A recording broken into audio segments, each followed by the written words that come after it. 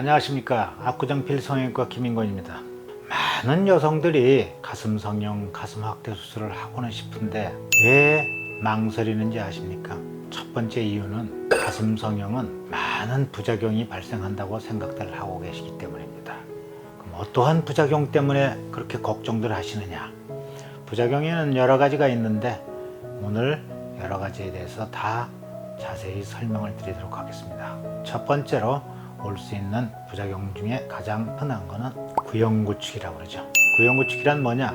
구축이란 말은 굳어서 이렇게 딱딱해진다는, 잘 안 쓰는 어려운 한자 용어예요. 굳어서 이렇게 딱딱해진다. 구형이란 말은 무슨 말이냐? 신형 구형일까요? 아니죠. 여러분들 네모난 가슴 혹시 보신 적 있어요? 두부처럼 세모난 가슴 보신 적 있어요? 없죠. 가슴은 크고 작고는 있어도 누구 가슴이든지 다 둥근 모양입니다. 그러니까 둥근 상태로 가슴이 이렇게 나무처럼 딱딱해진다는 뜻입니다. 이렇게 한번 만져보시겠습니까? 딱딱해요? 말랑말랑하지요? 구형구축이 온 가슴은요, 이렇게 나무처럼 딱딱해집니다. 가슴이 나무처럼 딱딱해져도 되겠습니까? 안 되겠죠. 그렇다면 그 원인이 어디 있느냐? 우리가 그 원인을 알면 참 좋을 겁니다. 원인을 알면 원인을 피하거나 원인을 제거하면 되지 않겠습니까? 그런데 아쉽게도 구형구축의 원인이 이것이다 라고 딱 하나로 정해진 게 없습니다. 아직까지 확실히 밝혀져 있지 않다고 봐도 돼요. 따라서 구형구축 원인에 대한 학설이 여러 가지가 있는데 그 여러 가지 학설 중에서 첫 번째로 뭐가 있느냐? 구형구축은 보형물하고 내 체질하고 맞지가 않아서 구형구축이 오지 않느냐 하는 학설이 있습니다. 여러분들 구형구축이면 보형물이 딱딱해지는 걸로 알고 계세요? No. 구형구축이 와도요, 보형물은 처음 집어넣을 때나 마찬가지로 말랑말랑한 상태 그대로 있습니다. 그럼 뭐가 딱딱해지느냐? 주위에 있는 내 살이 딱딱해지는 것입니다. 막과 함께. 그럼 주위에 있는 내 살이 왜 딱딱해지느냐? 보형물하고 내 체질하고 맞지가 않으니까 내 살에서 거부 반응 같은 반응이 일어나고 있는 그 상태가 구형구축이에요. 그렇다면 이렇게 딱딱한 가슴하고 살 수 있어요? 보형물을 빼내버려야 되겠죠. 그럼 보형물을 빼내면 어떻게 되겠습니까? 보형물이 딱딱해진 거라면 이거 보형물을 빼내자마자 바로 괜찮아지겠지만 내 살이 딱딱해진다고 했으니 보형물을 빼내버리면 돌은 납작해버린 주제에 또 딱딱하기까지 해서 문제가 하나 더 생겼죠. 그런데 말입니다. 보형물을 빼내고 나서 얼마 지나지 않아도 언제 이렇게 딱딱했던가 하고 믿기지 않을 정도로 신기하게 수술 전 상태대로 다시 똑같이 돌아갑니다. 모양이나 촉감은 물론이고 심지어는 요속을 뚫고 들어가서 관찰을 해봐도 수술한 흔적을 거의 찾을 수가 없을 정도로 모든 조직이나 세포가 옛날 상태 비슷하게 돌아갑니다. 딱딱하게 조였던 막도 많이 상쇄가 되고요. 자, 이런 걸로 볼 때 보형물이 들어와서 생겼던 구형구축이 보형물을 빼내니까 없어지는 걸로 볼 때, 아하, 구형구축의 유력한 학설 중에 하나는 이 보형물하고 내 체질하고 맞지가 않아서 그렇지 않느냐라는 학설이라고 할 수가 있겠죠. 두 번째 학설은 어떤 것이느냐? 수술할 때 출혈이 많게 되면 피가 고일 수 있겠죠. 고인 피가 굳으면 어떻게 되겠습니까? 딱딱한 게 되죠. 같은 이치로 출혈 때문에 구형구축이 일어나지 않느냐, 출혈이 많으면 거기에 여러 가지 균도 살아서 남아 있을 수가 있고 이런 때문에 출혈이 구형구축을 일으키지 않느냐 하는 게 두 번째 학설입니다. 두 번째 학설은 출혈이 구형구축을 일으킨다. 세 번째 학설은 어떤 것이느냐? 수술할 때 유방조직에 손상이 많으면 많을수록 구형구축의 확률이 엄청 증가한다고 보고가 되어 있습니다. 아직까지 그 원인은 확실치 않지만 아마도 여기 유방조직에 있는 유즙이나 또는 균이나 호르몬이나 이런 것들이 수술 부위로 나와서 구형구축을 일으키는 것이 아닌가 하는 학설이 세 번째 학설입니다. 즉 세 번째 학설을 요약하면 아마도 유방조직 손상 때문에 구형구축이 일어나는 것이 아닌가 하는 게 세 번째 학설입니다.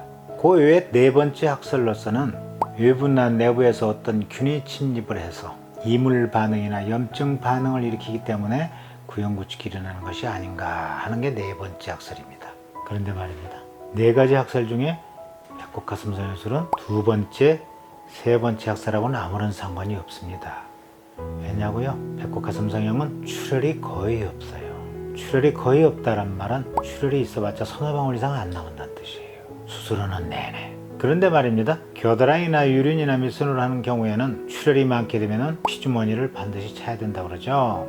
겨드랑이나 유륜이나 밑선으로 수술할 경우에 출혈이 많게 되면 수술이 끝날 즈음에 양옆에 생사를 찍고 이런 관을 삽입해서 피주머니를 차야 됩니다. 그런데 우리 배꼽 가슴 성형술은 출혈이 거의 없기 때문에 피주머니 찰 이유가 하나도 없죠. 전혀 차지 않습니다.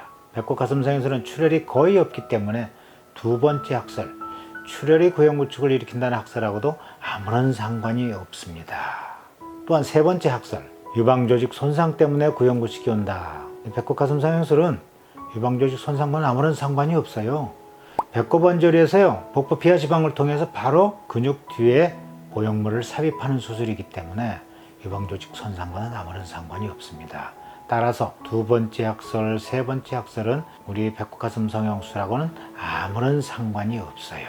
그 외에 배꼽 가슴 성형술은 주로 인체에 안전하고 유익하기까지 한 식염수 보형물을 사용하고 있습니다. 그래서 배꼽 가슴 성형술은 겨드랑이나 유륜이나 밑선으로 하는 코젤을 이용해서 하는 수술보다 훨씬 더 구형구축 확률이 낮지 않은가 하는 것은 제 연구 결과입니다. 왜냐? 코젤은 수술한 뒤에 시간이 지날수록 구형구축 확률이 줄어들지 않고 계속 나타날 수가 있습니다. 왜냐? 코젤 보형물 안에 있는 실리콘 젤이 미세하게 밖으로 나오거나 또는 어느 세월이 지나면은 터져 나와서 주위 조직하고 계속 반응을 할 게 아니겠습니까? 실리콘 젤은 이물질입니다. 바로 이 이물질하고 내 살 조직하고 계속 반응을 하게 되면은 구형구축을 일으킬 수가 있기 때문에 코젤은 수술한 뒤에 바로 괜찮다고 해서 구형구축을 안심할 수가 없습니다. 세월이 오래 가면 갈수록 구형구축 확률이 계속 있을 수가 있어요. 하지만 식염수 보형물은요, 수술하고서 짧으면 3개월, 길면 6개월 이내에 구형구축이 안 일어나면 앞으로도 영원히 일어나지 않습니다. 왜냐? 식염수 보형물은 이 주머니하고 내 체질하고만 반응을 하는 것이지 식염수 자체가 우리 인체하고 반응할 이유가 전혀 없거든요. 인체에 안전한 것이기 때문에.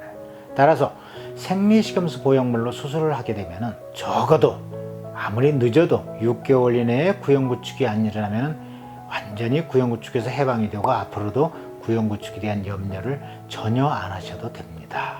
이런 까닭으로 배꼽 가슴 성형 수술을 하시는 분들 식염수를 이용해서 하시게 되면은 구형구축 확률이 1%도 안 돼요. 그래서 배꼽으로 가슴 확대 수술하시는 분들은 구형구축 염려를 안 하셔도 되겠습니다. 충분히 이해가 되셨나요? 되셨으면 웃어주시기 바랍니다.